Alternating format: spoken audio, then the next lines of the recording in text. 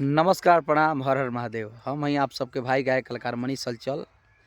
आ रउआ सबके बीच में हम स्वागत कर रहल बानी मनीष हलचल ब्लॉग भोजपुरी में।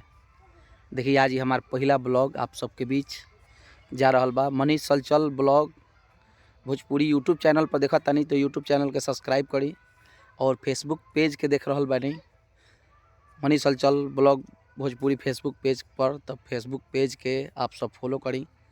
देखिए ये हमार गांव बा, आप सब देखी।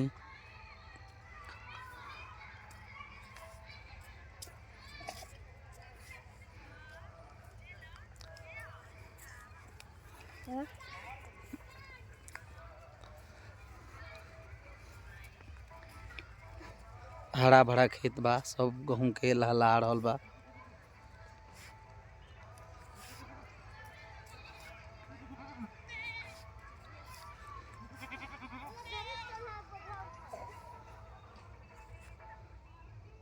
सूर्य भगवान भी अब डूबे डूबे भइल बाड़े।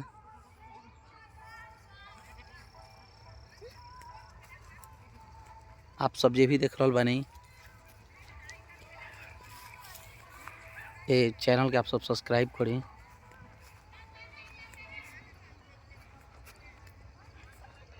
और अपन प्यार दुलार आशीर्वाद दी। सब तमाम ब्लॉग मनीष हलचल ब्लॉग यूट्यूब चैनल पर आप सबके देखे के मिली।